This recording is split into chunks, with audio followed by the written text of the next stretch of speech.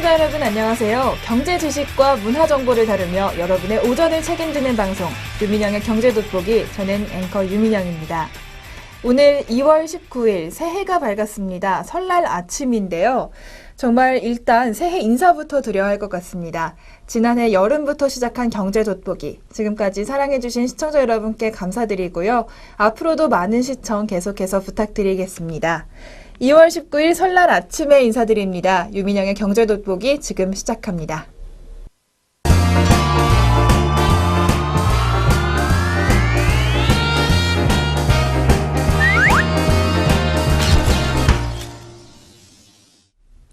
최신 경제 이슈를 빠르고 깊게 들여다보는 시간, 동향 돋보기 시간입니다. 오늘 설날에는요, 우리나라 사람들의 신용카드 사용 내역으로 알아본 국민들의 소비 패턴, 그리고 생활 패턴까지 한번 분석해 보겠습니다. 두툼한 지갑, 여태까지는 부의 상징이었습니다. 지갑에 현금이 가득 담겨 있으면 자신감이 생기신다는 분들도 많았는데요. 하지만 더 이상은 아닙니다. 신용카드 한 장이 모든 현금을 다 대신하기 때문인데요. 편의점에서 담배 한 값을 사더라도 카드를 내밀고 택시나 버스를 타더라도 현금 대신 카드를 찍는 현상이 이제 흔한 일입니다. 모든 것이 카드 한 장으로 통하는데요. 지폐의 빈자리를 대신하고 있는 카드, 바로 이 카드로 우리나라 국민들의 생활상을 모두 알아볼 수가 있었습니다. 오늘은 이 신용카드 사용 내역을 통해서 우리나라 국민들이 어떤 소비를 하는지, 또 어떤 생활을 하는지 분석해봤습니다. 한국은행 경제통계 시스템에 따르면 한국인이 지난해 11월 말까지 대중교통에 쓴 카드 비용은 4조 515억 원에 달했습니다. 불과 5년 전에는 이 같은 금액이 2조 196억 원에 불과했던 점을 감안하면 5년 사이에 92.1%나 늘어난 것입니다. 특히 지난해 대중교통 신용카드 결제 금액은 전년에 비해 무려 20% 늘었습니다. 점점 신용카드를 많이 쓴다는 뜻이 될 텐데요. 신용카드가 정말 대중교통까지 한국인의 대표적인 결제 수단이 되고 있다는 것을 보여줍니다. 다음으로는 우리나라 사람들이 신차를 사는데 카드를 얼마나 썼는지 알아보겠습니다. 작년 국산 신차를 구입하는 데 지불한 신용카드 금액은 13조 4,262억 원이었습니다. 5년 전에 비해선 무려 57.8% 늘었지만 전년에 비해선 고작 3.4% 늘어난 데 그쳤습니다. 해마다 신차값이 오르는 것을 감안하면 사실상 마이너스 성장을 기록한 셈인데요. 우리나라 국산차를 구입하는 비용이 줄어들었다는 것, 어떤 식으로 해석을 할 수 있을까요? 국내 소비자들이 갈수록 국산차를 외면하고 있는 현실과 무관하지 않다고 합니다. 같은 값을 주더라도, 웃돈을 조금 더 얹어서라도 국산차 대신 외제차를 선택하는 이들이 늘어나고 있다는 건데요. 이는 지난 1월 수입차 판매량이 월간 최대인 19,930대를 기록한 것만 봐도 쉽게 알 수가 있습니다. 2010년만 해도 시장 점유율이 6.9%에 불과했던 수입차 점유율, 2012년 10%를 돌파한 이후에 지난해엔 13.9%까지 올랐고 급기야 올해 1월에는 18.1%로 20% 시대를 목전에 두고 있습니다. 다음으로는 한국인이 골프장에서 사용한 신용카드 사용 금액 알아보겠습니다.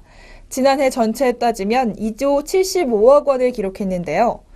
5년 전 1조 9천억 원에 비해서 고작 2.9% 늘어나는 데 그쳤습니다. 심지어 전년에 비해서는 2% 줄어들었습니다. 골프가 대중화됐다고는 하지만 여전히 부유층만의 리그라는 이야기도 되고요. 또 박근혜 대통령의 공무원 골프 금지령 해금이 이목을 끌었던 것처럼 공무원의 골프장 출입이 금지되면서 골프장 경기가 갈수록 좋지 않아지고 있다는 것도 사실입니다. 한국인의 삶의 척도가 점차 쪼그라들고 있다는 점도 지적되고 있는데요. 지난해 레저시설과 레저용품에서의 신용카드 사용 금액은 1.9% 줄었고 노래방에서의 신용카드 사용 금액 역시 1.7% 줄었습니다.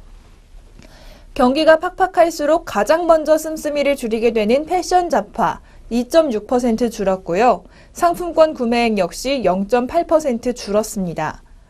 유흥 및 사치업은 전년에 비해선 6.6%, 5년 전에 비해서는 22.8%나 줄어들었습니다. 교육비 비중은 점차 줄어들고 또 동물병원에 지출하는 비중은 늘어나고 있다는 점도 눈에 띕니다. 한국은행 경제통계 시스템에 따르면 연간 학원비로 지출한 카드 금액, 지난 2011년 9조 7,335억 원으로 꼭지점을 찍었습니다. 지난해에는 8조 3,727억 원으로 뚝 떨어졌다고 하는데요. 5년 전에 비해 무려 7.0% 감소한 수치입니다. 반면 동물병원에서 사용하는 사용금액은 해가 갈수록 늘어나고 있습니다. 지난 2010년 2,844억 원에 그쳤던 동물병원 카드 사용 금액이 2011년 3,617억 원, 2012년 4,280억 원, 2013년 4,688억 원을 거쳐서 지난해에는 5,403억 원으로 급증했습니다. 이런 현상들, 1인 가구가 늘면서 자녀 수는 줄고 또 애완동물을 위한 소비는 늘어났다고 분석할 수도 있겠죠. 이렇게 작년까지의 신용카드 사용 내역으로 우리나라 국민들의 삶의 척도를 한번 분석해 봤습니다. 여러분은 이런 변화에 대해 얼마나 공감하고 계신가요? 국산차보다는 외제차, 자녀 교육비보다는 동물을 위해서 쓰는 비용이 점차 늘어나고 있다는 점, 이번 조사의 포인트가 아닐까 싶습니다. 신용카드 사용이 대중화되면서 이렇게 국민 전체의 삶을 분석해 볼 수가 있었는데요. 이런 분석을 우리 사회가 또 우리 기업들이 어떻게 활용해 나갈지도 궁금해집니다. 지금까지 동향돋보기에서 2014년 신용카드 사용액으로 알아본 한국인들의 생활 모습 알아봤습니다.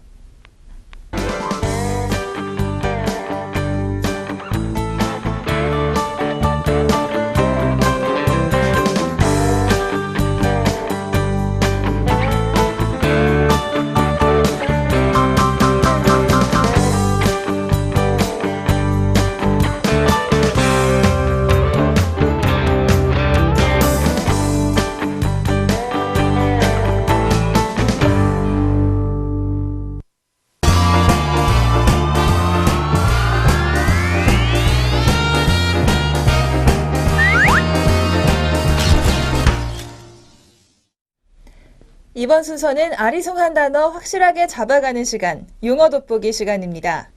오늘은 산업 스파이에 대해서 살펴보겠습니다. 산업 스파이, 이 용어는 참 많이 들어보셨을 겁니다. 먼저 스파이의 역사부터 한번 짚고 산업 스파이로 어떻게 넘어왔는지 살펴보도록 하겠습니다. 서양에서는 그리스의 트로이 전쟁에 등장하는 트로이의 목마가 스파이의 원조라고 말하기도 합니다. 동양에서는 전국시대에 쓰인 손자병법에 5종류의 간첩을 쓰는 방법이 나온다고 하는데요. 또 2차 세계대전과 냉전시대를 거치면서 스파이를 통한 첩보전은 수많은 영화의 소재로 쓰이기도 했습니다. 007 시리즈의 제임스 본드가 속한 M16은 영국 해외정보국의 별칭이라고 합니다. 이 밖에 미국의 중앙정보국 CIA, 중국의 KGB, 소련의 KGB, 이스라엘의 모사드 등이 전 세계적으로 유명한 첩보단체로 꼽히고 있습니다. 스파이의 활동 무대는 비단 군사 분야뿐만이 아닙니다. 오늘 소개해드릴 기업 그리고 국가 간의 산업 스파이전도 치열한데요. 우리나라 역사를 살펴보면 부뚜껍에 목화씨를 숨겨온 문익점이 일종의 산업 스파이의 원조가 아니었을까 싶습니다. 농경사회에서 새로운 작물이나 품종은 최고의 산업 비밀이었기 때문이죠. 요즘 산업 스파이의 타겟은 경공업부터 정보산업까지 거의 모든 산업 분야를 망라하고 있습니다. 특히 최근에는 항공이나 통신, 컴퓨터 소프트웨어, 바이오, 제약 등의 새로운 분야가 표적이 많이 되고 있다고 합니다. 포춘지가 선정한 1000대 기업 중 56%가 산업 스파이에 의해 피해를 본 경험이 있다고 답하기도 했는데요. 신기술의 집합소인 미국의 실리콘밸리, 특히 산업 스파이의 천국으로 알려져 있습니다. 한 자료에 따르면 미국이 연간 산업 스파이로 입는 손실은 2,500억 달러가 넘는 것으로 추산되고 있습니다. 미국의 듀폰, GM, 마이크로소프트 등의 다국적 업체가 암호 장비나 전투기 장비 기술 등을 유출당한 적이 있습니다. 우리나라도 예외는 아닙니다. 우리나라 역시 휴대전화와 반도체, 조선기술 등 최첨단 기술을 보유한 국가이기 때문에 산업 스파이의 표적이 되곤 하는데요. 몇 년 전 삼성과 LG가 2조 원 이상을 투자해서 개발한 아몰레드 기술을 산업 스파이에게 유출당한 적이 있었습니다. 장비 검사 업체인 이스라엘 업체 오보텍의 직원이 디스플레이 패널에 장비 검사를 하는 척하면서 회로도를 몰래 찍어 유출한 것입니다. 이들은 빼돌린 기밀 자료를 경쟁 업체인 중국과 대만 회사로 넘겼는데요. 아몰레드 기술은 그때 당시 국가 핵심 산업 기술로 지정돼서 5년간 30조 원 이상의 수익을 올릴 것으로 기대하고 있었습니다. 검찰은 이스라엘 업체가 산업 스파이 활동만을 위한 전담 부서를 운영하면서 조직적으로 산업 기밀을 유출했다고 발표했는데요. 산업 스파이가 굉장히 조직적으로 이루어지고 있다는 증거가 될 수 있습니다. 이외에도 2005년에는 쌍용자동차 기술 유출 사건이 있었고요. 2007년 LNG선 건조 기술 유출 사건, 또 IT 산업의 와이브로 기술 유출 사건 등 대표적인 사례가 우리나라에도 있습니다. 이렇게 기술을 유출하는 산업 스파이들, 그들에게 가장 큰 유혹은 바로 돈입니다. 한 건만 성공해도 1년 내내 벌어야 할 보수를 한 번에 챙길 수 있다고 합니다. 미국의 악명 높은 은행 강도 윌리 서튼의 말을 빌리자면 당신의 회사에 기술이 있고 또 그 기술에 돈이 있기 때문에 산업 스파이는 끊임없이 생긴다 이런 말을 했다고 하는데요. 실제로 한국산업기술보호협회에 따르면 기술 유출 동기 중에 개인 영리가 61%, 금전 유혹이 20%를 차지했습니다. 무려 80% 정도가 금액적인 그런 이득을 취하기 위해서 산업 스파이 행동을 한다는 건데요. 2006년 삼성전자의 최신 휴대전화 기술 유출 수사 사건의 범인은 대가로 19억 원을 받기로 했었다고 합니다. 산업 스파이가 모두 전문 스파이는 아니라고 하는데요. 다수의 산업 스파이는 옆자리에서 근무하는 동료이거나 내부자였다고 합니다. 국정원 통계에 따르면 산업기밀 유출의 79%가 전현직 직원이었고요. 스카우트 등 이직 과정에서 핵심 정보를 빼돌리는 경우가 많았다고 합니다. 대표적으로 2002년 하이닉스 소속 핵심 인력 50여 명이 중국과 대만 등으로 이직하는 사례가 있었습니다. 이들은 첨단 기술을 동원하기보다는 신발 깔창이나 벨트 등의 USB 등을 숨기는 단순한 방법으로 손쉽게 산업 기술을 유출했습니다. 또 기업 인수합병 등을 통해 산업 기밀이 유출되는 경우도 있었는데요. 합법적으로 회사 주인이 바뀌는 것이기 때문에 해외로 기밀이 유출돼도 손쓸 방법이 없다고 합니다. 중국 상하이 자동차의 쌍용차 인수가 대표적인 사례였는데요. 또 2000년 대우자동차를 인수하려 했던 포드자동차의 경우에는 기업 정보만 입수한 뒤 인수를 포기하는 사례도 있었습니다. 우리나라는 산업 스파이를 부정경쟁 방지 및 영업비밀에 관한 법률과 산업기술 유출 방지법으로 규제하고 있습니다. 이 법률들은 유출 방지 기술의 범위를 넓게 잡아서 가치 있는 정보의 유출이라면 모두 범죄로 규정을 했는데요. 특히 철강과 조선, 정보통신 등 8개 분야의 핵심 기술은 특별 보호 대상으로 지정하고 있습니다. 하지만 이렇게 규제의 노력에도 불구하고 산업 스파이는 계속해서 늘어나고 있습니다.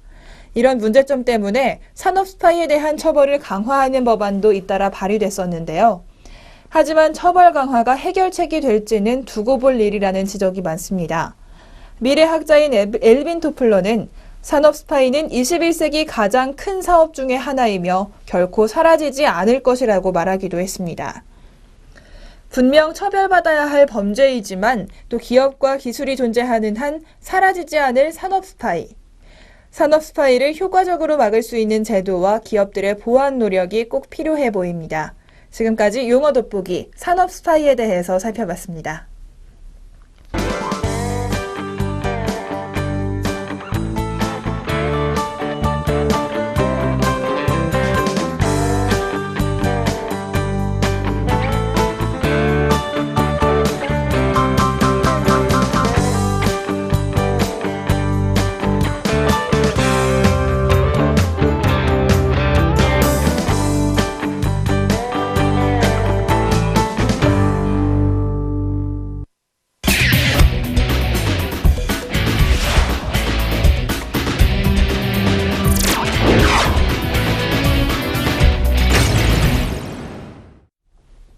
경제의 문화적 재미를 더하다. 컬처 앤 이코노미 시간입니다.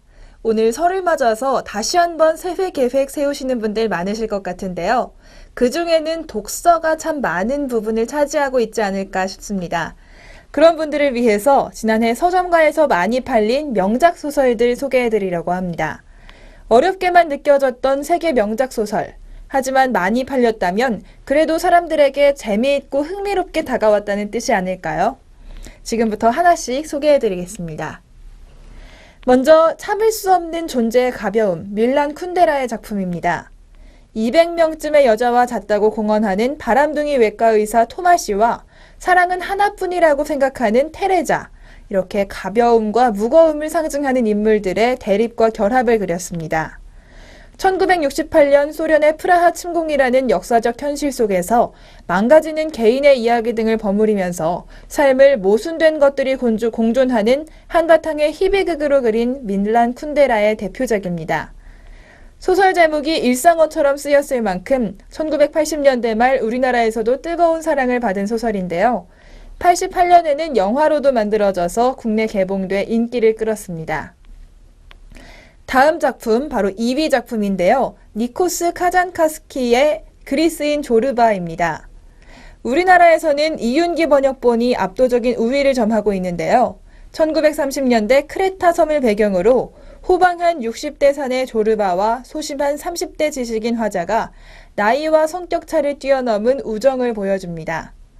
터무니없는 광산 개발과 실패라는 사건을 통해 거침없는 자유, 열정 가득한 동경을 그린 작품입니다. 실존 인물을 모델로 하기도 했다는 조르바는 항아리 만든 데 방해된다며 도끼로 자기 손가락을 잘라버릴 정도로 막무가내 캐릭터였지만 또 그만큼 많은 사랑을 받고 있습니다. 3위 작품입니다. 마르칼 메르시어의 리스본행 야간열차라는 작품인데요. 영화로도 만들어져서 지난해 우리나라에도 개봉된 작품이죠. 낭만적인 제목이지만 가벼운 작품은 아닙니다. 분량이 적지 않고 주제도 묵직하지만 추리소설 같은 성격을 가미해서 흥미를 끌고 있습니다. 시계처럼 정확한 고전 언어학 교사 그레고리우스가 갑자기 포르투갈의 마음을 빼앗겨서 밤기차를 잡아타고는 프라두라는 인물의 행적 추적에 나서는 이야기입니다.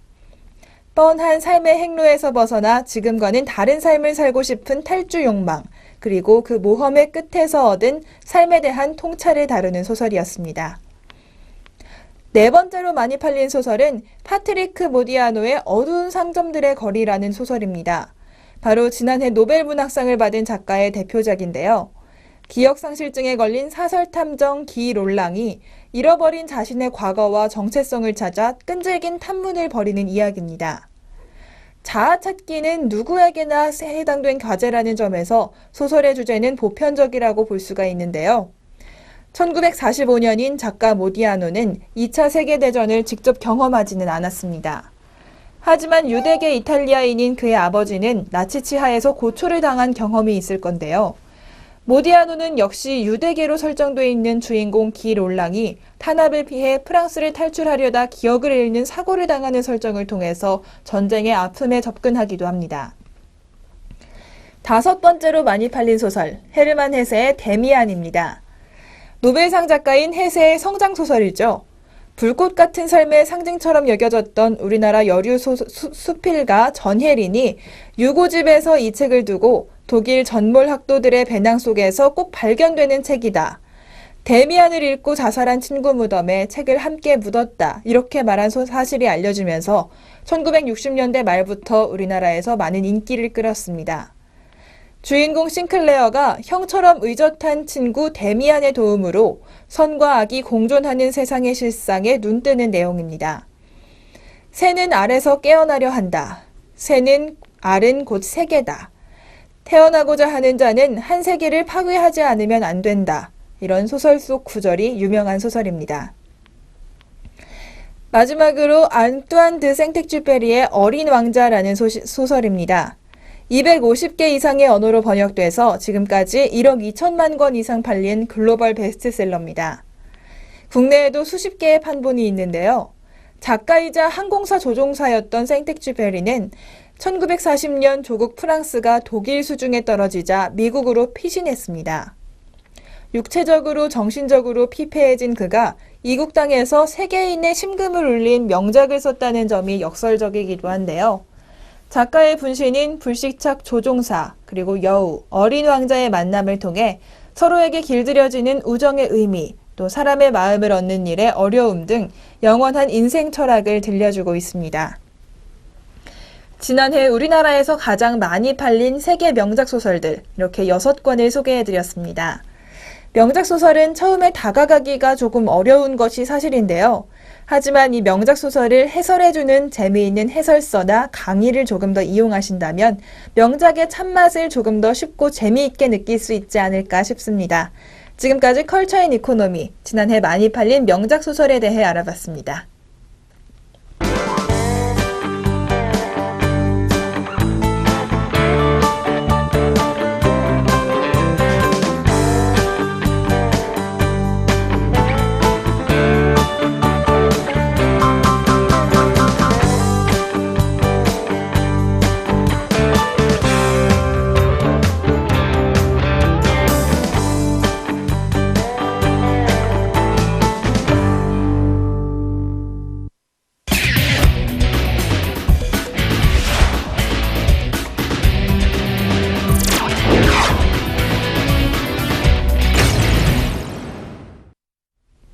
경제 돋보기, 이번 순서는 주목할 만한 종목 하나씩 소개해드리는 주식 한마디 시간입니다. 오늘은 OCI 머티리얼즈에 대해 알아보는 시간 마련했습니다. OCI 머티리얼즈의 4분기 실적 발표가 됐습니다. 매출액 621억 원으로 전년 대비 53% 늘어났고요. 영업이익은 140억 원으로 흑자 전환되는 모습을 보여줬습니다. 순이익도 77억 원이 기록됐는데요. 판가 인상 및 중국 공장 안정화 영향으로 수익성이 크게 향상됐고요. 기존 적자폭이 소폭 축소된 것으로 추정되고 있습니다. 일부 제품의 생산 중단에 따른 손실 29억 원이 반영됐지만 전분기 대비 크게 상회하는 수익을 기록했습니다. 특히 20%대 영업이익률을 달성했는데요. 2012년 2분기 이후 10개 분기 만에 영업이익률 20%를 넘어섰습니다. 수익 경쟁력이 재부각되는 계기가 될 것이라고 기대되고 있는데요. 2015년에도 전방산업의 업황 호조가 예상되고요. 3D 낸드와 14나노 핀팻 확대 등으로 인해서 OCI 머티리얼즈의 제품 사용량은 점차 늘어날 것으로 전망되고 있습니다. OCI 머티리얼즈는 수요 확대에 대비하기 위해서 하반기부터 신규 라인을 가동할 예정입니다. 현재 경쟁사의 증설 움직임은 없기 때문에 수요 증가에 대한 수혜는 OCI 머티리얼즈가 고스란히 누릴 수 있을 것으로 파악되고 있습니다. 당분간 실적 리스크 요인은 미미할 것으로 추정됩니다. 경쟁사의 증설이 가시화되기 전까지는 OCI 머티리얼즈에 대해 긍정적인 관점으로 접근해도 무방할 것이라는 전망입니다. 목표 주가를 상향해도 되겠다는 증권사들의 판단들이 나오고 있는데요. 전방 산업인 반도체와 디스플레이 업황 호조로 인해서 주요 제품의 수요가 큰 폭으로 증가하고 있고 또 주요 경쟁업체의 사업 철수에 따라 긍정적인 수급 여건이 조성됐기 때문입니다. 앞으로 안정적인 실적 개선이 가능한 국면에 진입한 것으로 추정되고 있는데요. 2012년 이후 2년 동안 지속된 외형 축소와 수익성 둔화의 악순환이 2014년 바로 지난해를 기점으로 변곡점을 맞을 것으로 예상되고요. 2015년 올해부터는 과거의 뛰어난 수익성 및 실적 신뢰성을 되찾을 가능성이 점쳐지고 있습니다. 경쟁사 추가 증설이 진행되기 전까지는 이런 실적 호조가 주가 모멘텀으로 작용될 것으로 기대가 되고 있습니다. OCI 머티리얼즈의 시장 지배력 그리고 글로벌 다른 기업의 밸류에이션을 고려해보면 지금 주가보다 높은 수준을 기대해도 좋을 것이라는 증권가들의 분석이 나오고 있습니다. 지금까지 OCI 머티리얼즈에 대해 알아봤습니다.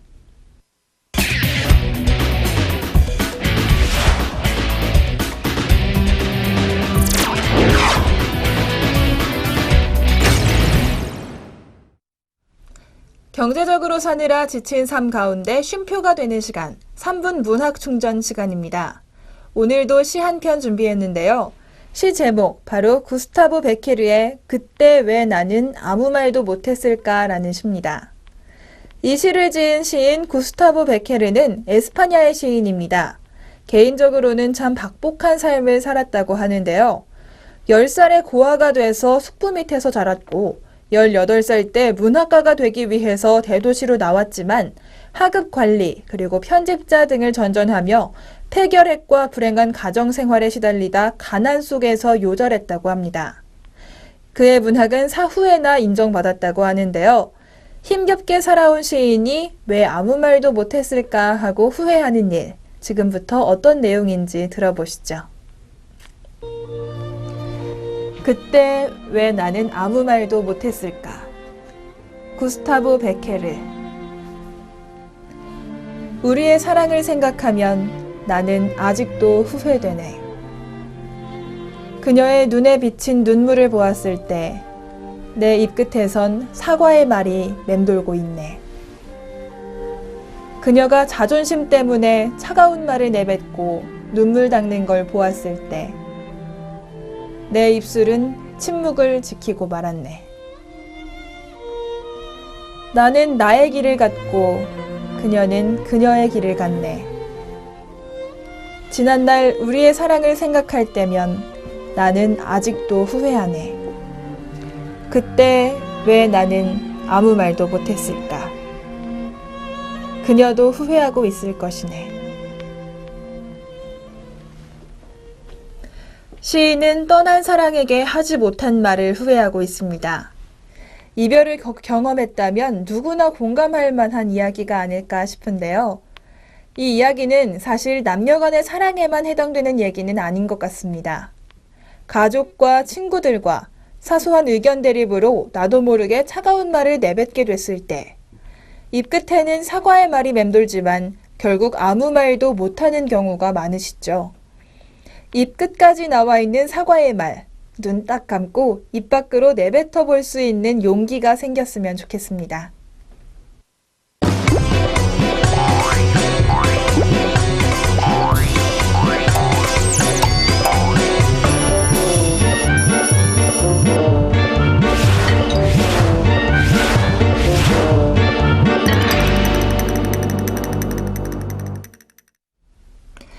오늘 소개해드린 경제 돋보기의 문화와 경제에 대한 정보들 유익하셨나요?